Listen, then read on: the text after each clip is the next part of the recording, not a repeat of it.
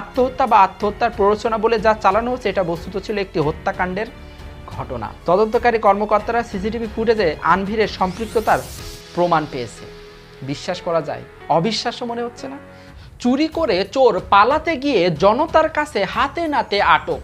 আজকের ভিডিওটির টাইটেল এমনটা দিলে খুবই ভালো হতো, এবং এই টাইটেলটির অন্তর্নিহিত অর্থ আপনার বুঝতে হলে ভিডিওটি সম্পূর্ণ মনোযোগ দিয়ে দেখতে হবে। আর আজকের ভিডিওটি যদি আসলেই সত্য হয়ে থাকে, আজকের নিউজটি যদি আসলেই সত্য হয়ে থাকে, তাহলে এটা বোঝার বাকি থাকে না মোশাররফ জাহান মুনিয়াকে হত্যা করা হয়েছে, সে আত্মহত্যা করেনি। দর্শক মণ্ডলী, মনোযোগ দিয়ে আজকের ভিডিওটি দেখুন। এখানে আপনাদের জন্য কিছু এক্সক্লুসিভ তথ্য প্রকাশ করা হবে, যেটা প্রকাশ করেছে রীতিমতো নাগরিক টিভি, যারা এই মোশাররফ জাহান মুনিয়ার পক্ষ নিয়ে ইতিমধ্যে বিভিন্ন ধরনের কল রেকর্ড, বিভিন্ন ধরনের হোয়াটসঅ্যাপ চ্যাট, এমনকি মুনিয়ার লেখা ডায়েরিও ফাঁস করেছে।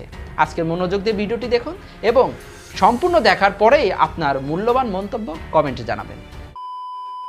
আসসালামু আলাইকুম দর্শক মণ্ডলী, মুনতাজ স্টুডিওর নতুন আইটি ভিডিওতে আপনাদেরকে আমন্ত্রণ জানাচ্ছি। আমি মুন্না। আপনি আমার চ্যানেলে নতুন হলে অবশ্যই সাবস্ক্রাইব করে পাশে থাকা অল নোটিফিকেশন অন করে দেবেন, আর যদি ইতিমধ্যে সাবস্ক্রাইব করে থাকেন তাহলে আপনাকে অসংখ্য অসংখ্য ধন্যবাদ। দর্শক মণ্ডলী, নিউজটির সত্যতা কতটুকু আছে সেটা আমি পরে বলছি। নাগরিক টিভি ফাঁস করেছে যে বসুন্ধরা গ্রুপের এমডি মুনিয়া হত্যাকাণ্ডকে ধামাচাপা দেওয়ার জন্য 60 কোটি টাকা বন্টন করা হয়েছে বিভিন্ন সাংবাদিকের মধ্যে, যেন তারা বসুন্ধরা গ্রুপের এমডিকে নিয়ে কোনো তথ্য উপস্থাপন না করে, এমনকি তারা যেন মুনিয়া এবং তার পরিবারকে নিয়ে বিভিন্ন ধরনের তথ্য জনসম্মুখে প্রকাশ করে, যেন মুনিয়াকে খুব ভালোভাবে কালারিং বানানো যায়, তাকে বাজে মেয়ে, নষ্টা মেয়ে, জঘন্য মেয়ে মানুষের সামনে প্রকাশ করা যায়, বানানো যায়। এই জন্যই 60 কোটি টাকা বন্টন করা হয়েছে। দর্শক মণ্ডলী, আমি দেরি করব না, আজকের এই বিষয়টি নিয়ে সম্পূর্ণ আলোচনা করব।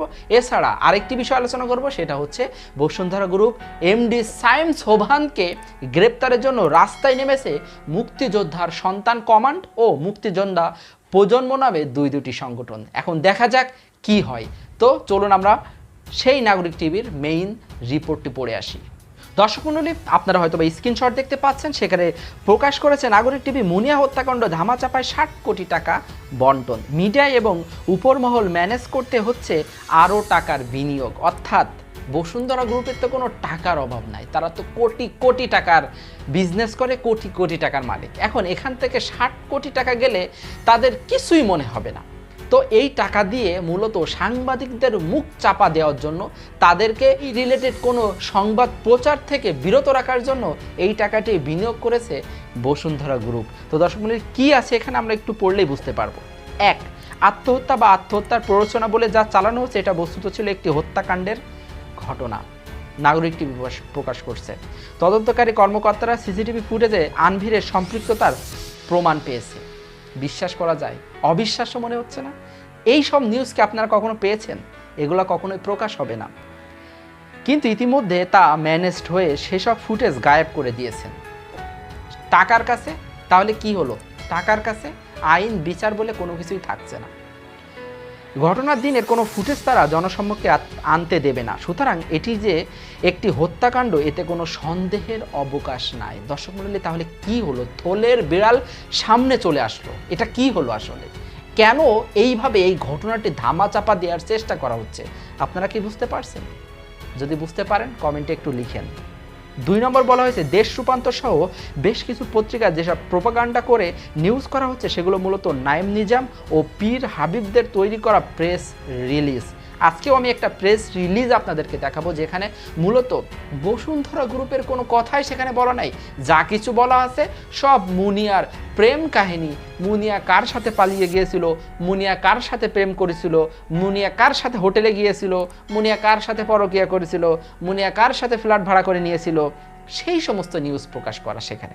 সেই প্রেস রিলিজটা আমি একটু আপনাদের সামারি বলবো, যা সবগুলো পত্রিকায় পাঠানো হয়েছে। সাংবাদিকদের হালুয়া রুটি ভালো মতো দেওয়া হয়েছে, প্রয়োজনে আরও হবে। বসুন্ধরা দালাল সাংবাদিকদের তৈরি করা এই প্রেস রিলিজের একটি কপি নাগরিক টিভির হাতে এসেছে, যা দর্শকদের আগ্রহ বিবেচনা করে সেগুলো দেয়া হলো। নিচে আছে, শেষে আছে, আমি ওটা আপনাদের বলবো, সামারি বলবো। অনেক বড় 2 পৃষ্ঠার একটা প্রেস রিলিজ আপনাদের দেখাবো এবং আমি সামারি বলে দিব। 3 নম্বর বলা হচ্ছে দর্শকরা এই প্রেস রিলিজ পড়লেই বুঝতে পারবেন দালাল মিডিয়াগুলোতে হুবহু এই প্রেস রিলিজটি প্রচার করা হচ্ছে। মূলত কোটি টাকার কাছে বিক্রি হওয়া আমাদের গরিব সাংবাদিকেরা এই প্রেস রিলিজ ঘুরিয়ে পেঁচিয়ে ছাপিয়ে মৃত মুনিয়াকে কলঙ্কিত করার চেষ্টা করে থাকবে আগামী কয়েকদিন ধরে। ইতিমধ্যে কিন্তু নিউজ ছড়ানো শেষ যে মুনিয়া হত্যাকাণ্ডের পিছনে তার বোন, তার ভগ্নিপতি জড়িত আছে, এমন নিউজ প্রচার করা হয়েছে। আমি আমার নিজের চ্যানেলেও সেটা প্রচার করেছি। নিউজ আসছে এক এক করে, কারণ টাকার কাছে সব বিক্রি হয়ে গেছে। সবার শেষে বলা হচ্ছে, দিন শেষে মুনিয়া হত্যাকাণ্ডের বিচার সম্ভব হবে না বলেই প্রতীয়মান হচ্ছে।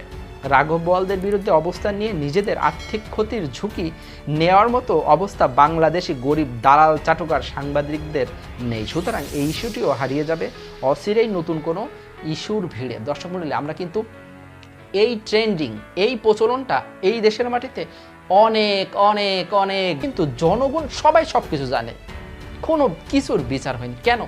কেন এই প্রচলন চলছে? ক্ষমতা আর টাকাই কি সব?